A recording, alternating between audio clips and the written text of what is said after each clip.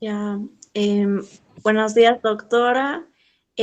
Nuestro grupo va a exponer sobre el sistema esquelético y las personas que conforman nuestro grupo es Camila, Andy, Jessica y mi persona, Ayelen. Yo voy a iniciar con el tema.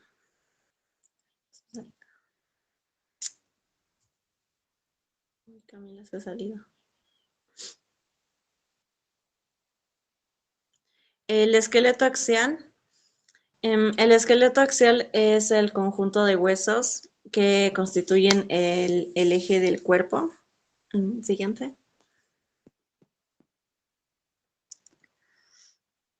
El esqueleto axial incluye lo que es el cráneo, la columna vertebral, las costillas y el esternón. Y en general el sistema esquelético. Y este se desarrolla a partir del mesodermo paraxial y el de la placa lateral, la placa parietal, así como de la cresta neural. El mesodermo paraxial constituye una serie segmentada de bloques tisulares a cada lado del tubo neural, conocidos como somitómeras en la región de la cabeza y somitas en la región occipital y caudal. Siguiente. En el esqueleto axial, los somitas tienen una pared y la pared que más nos va a importar va a ser la pared ventral del somita. Esta pared se diferencia en esclerotoma. Estas se envuelven polimórficas y constituyen el mesenquima o tejido conectivo embrionario. El mesenquima migra y se diferencia en osteoblastos.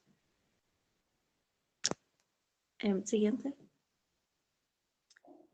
La osificación intramembranosa. Hay dos tipos de osificación, la osificación intramembranosa y la osificación endocondral. En la osificación intramembranosa, el mesenquima de la dermis se diferencia directamente en hueso. Se irradian desde los centros de osificación primaria hasta la periferia. En la osificación endocondral, la mayor parte de los huesos, que es en la mayor parte de los huesos, el mesenquima se condensa y se diferencia en condrocitos, quienes formarán un molde cartilaginoso y alino. El mesenquima son esas células que se ven ahí naranjas y los condrocitos son esas células que son de color púrpura o violeta. Y eso es lo que forma el cartílago hialino. En la segunda imagen es lo que los vasos sanguíneos invaden el centro para depositar osteoblastos, llevando a la mayoría de condrocitos hacia los extremos de la epífisis. Siguiente. Los condrocitos que permanecen en la región media de la diáfisis sufren hipertrofia y apoptosis, liberando matriz circundante quienes se unen a los osteoblastos y depositan matrices óseas. Los vasos sanguíneos invaden la epífisis, que es en la región de arriba, dice, para formar centros de osificación secundarios a través de este mecanismo y se genera lo que es el crecimiento de los huesos. En el cráneo está el neurocráneo membranoso, que son los huesos planos que rodean al encéfalo en manera de bóveda a través de la osificación intramembranosa. Los huesos planos son el parietal, el, el occipital, el temporal. Todavía no. Esa parte es de Jessica. Sí. Y lo que derivan de la cresta neural es la cresta neural y la escama del temporal. Y lo que derivan del mesodermo paraxial es la región petrosa del temporal y el occipital. Y a continuación va a continuar mi compañera.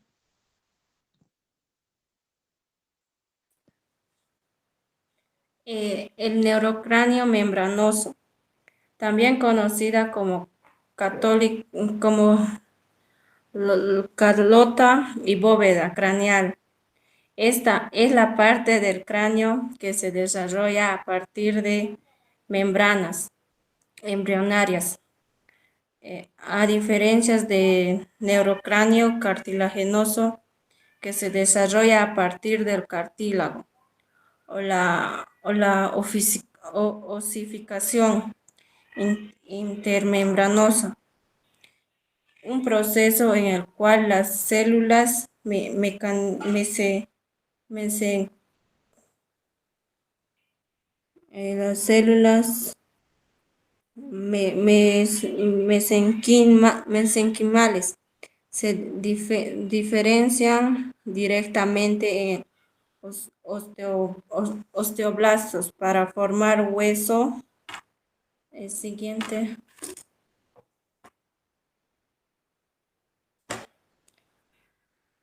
El neurocráneo membranoso comprende las estructuras óseas que protegen en el céfalo y las estructuras asociadas.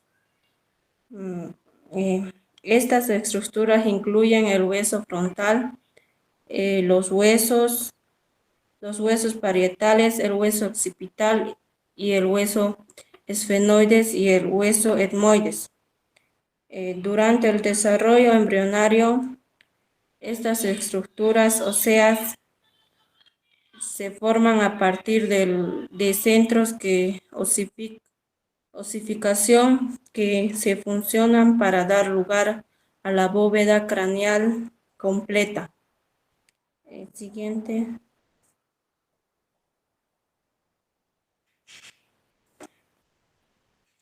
El desarrollo del neurocráneo membranoso es un proceso crucial en la formación del cráneo y la protección del sistema nervioso central. La comprensión de este proceso es fundamental en áreas como embriología y la anatomía y la cirugía craneofacial.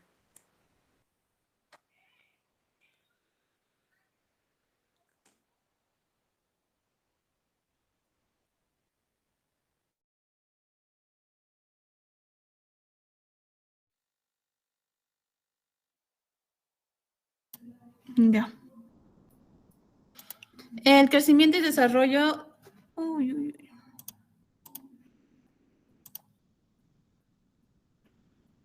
Ya. El crecimiento y desarrollo de las extremidades.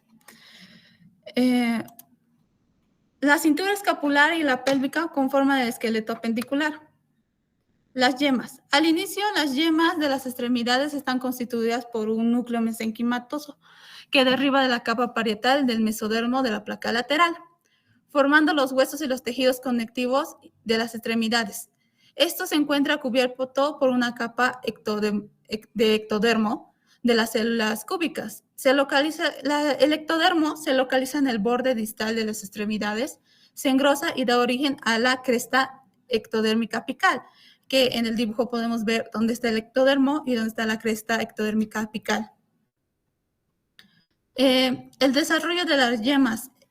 Como vemos en el dibujo, en el primero que vemos, es la cuarta semana de desarrollo embrionario, que es visible de manera de invaginaciones a lo largo de la pared corporal, dando origen a la cresta. En la parte B, es la quinta semana, las extremidades alcanzan la fase de yemas, o sea que ya están empezando a salir las manos. En la sexta semana se forman las placas de las manos y los pies. Y en la séptima semana, las extremidades ya van girando a 90 grados de manera lateral e inferior medialmente. Y en la octava semana, estas ya forman los dedos de las manos, los pies y el desarrollo de las extremidades superiores e inferiores, que se diferencian de 1 o 2 días. Luego, la cresta ectodérmica apical. vimos en el principio, ejerce una influencia inductiva sobre el mesénquima adyacente, lo que le lleva a convertirse en una población de células indiferenciadas que proliferan en la zona indiferenciada al mismo tiempo. Las extremidades crecen, las células empiezan a alejarse de la influencia de la cresta ectodérmica apical y genera el cartílago y el músculo. El desarrollo de cada extremidad procede en sentido proximal a distal, para dar origen a 3 componentes: estilópodos, que es el húmero y el fémur; el pseudópodos, que es radio, cúbito, tibia y peroné; autópodos, que es carpo, metacarpo, dedos del tarso, metatarso y ortejos. Luego aquí vemos cómo se va desarrollando la mano. Mayormente en la A es 48 días, donde la cresta ectodérmica apical está empezando a crear dedos independientes mediante apoptosis, que es muerte celular, si ven ahí en la parte naranja. En 51 días, la apoptosis de los dedos ya produce la digitalización, la separación de los dedos, y a las 56 semanas la separación es completa, una mano ya completa. El mesénquima de las yemas comienza a condensarse y estas células se diferencian en condrocitos. En la parte A que vemos acá, los condrocitos ya están dando origen a los primeros moldes del cartílago hialino, que anuncian las formaciones de los huesos de las extremidades. Se forma una cavidad articular mediante la apoptosis, como en la otra página vimos, que ya en las manos ya empezaba a ser en la cresta ectodérmica apical una apoptosis. En la parte B y C es una serie completa de los moldes cartilaginosos al final de la 6ª semana e inicios de la 8ª semana. Uno de los casos clínicos que voy a hablar es la hipoplasia de las extremidades. Existen muchos tipos de hipoplasia, pero yo voy a hablar del tipo 3, un poco. Es una condición de las extremidades que va de brazos, pies, manos, que están subdesarrolladas o son más pequeñas de lo normal durante el desarrollo embrionario. Puede ser uno, como ven en la imagen, que un piecito está más grande que el otro. Luego vemos un caso menos, que no se ve tanta la diferencia, que es un piecito un poquito más alargado que el otro. Esta anomalía puede afectar a las extremidades superiores como inferiores, a las manos, a los pies. En casos leves solo hay una pequeña diferencia, como ven en la imagen, una pequeña diferencia de tamaño. Mi otro caso clínico es la sindatilia, que es una anomalía congénita en que 2 o más dedos de las manos o los pies están unidos entre sí por piel o tejido en lugar de separarse. La sinticia puede afectar tanto a las manos como a los pies, puede ocurrir de manera aislada o con parte del síndrome genético amplio. Vamos a ver, hay tipos de cintilla: la simple, la completa, la compleja y la complicada, que ves que ya el crecimiento de las manos, de los carpos, ya es anormal. Luego va a seguir mi compañero. Ya. Tenemos la osificación de los huesos de las extremidades. Aquí podemos ver la osificación endocondral. Comienza hacia el final del periodo embrionario. La osificación avanza de manera gradual hacia los extremos del molde cartilaginoso.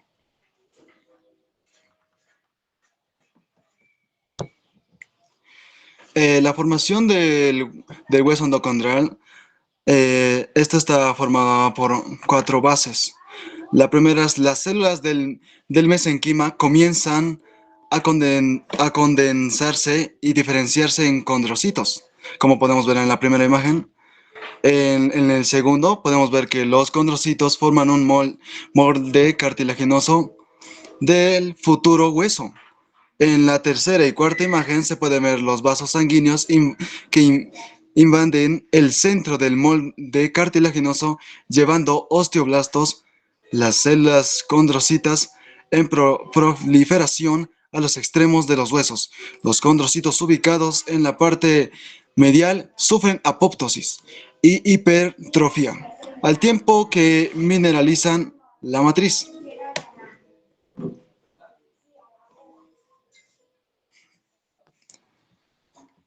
Aquí podemos ver la 12ª semana. A partir la diáfisis del hueso, la osificación avanza de manera gradual hacia los extremos del molde cartilaginoso. Aquí tenemos el nacimiento. La diáfisis del hueso suele mostrar osificación completa. pero la epífisis aún son cartilaginosos.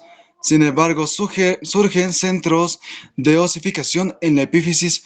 Se conservan una placa cartilaginosa entre los centros de osificación de diafisarios y epifisiarios. La placa epifisiaria desempeña un papel importante en el crecimiento de los huesos.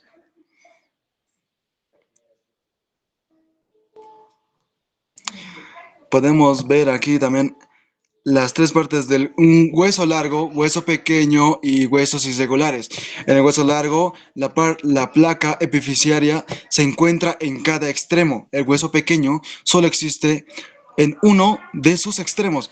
Los huesos irregulares existen en uno o más centros de osificación. Aquí podemos ver las articulaciones sinoviales. Estas están ubicadas entre un hueso y otros. Comienzan a generarse al mismo tiempo que las condensaciones del mesenquima. Inicia el proceso de formación del cartílago. El mesenquima condensado se diferencia en el tejido fibroso denso. Este tejido se compone por el cartílago articular, las membranas sinoviales, los mesenquinos y los ligamentos contenidos en la cápsula articular.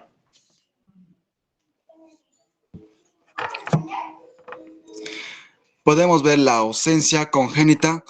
Esta es una anomalía que tiene malformaciones.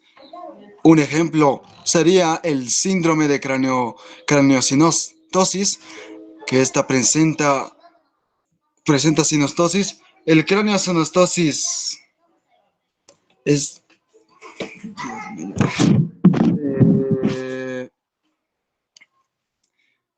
bueno, esto, la verdad, daña al niño haciendo malformaciones en los brazos, en las manos, en los pies, incluso hasta en la cabeza. El síndrome de Marfan. Los individuos afectados suelen ser altos, con extremidades largas y delgadas, además estiradas, estrechas, y también tienen una hiperflexibilidad articular. Estas tienen luxación del cristalino. Gracias.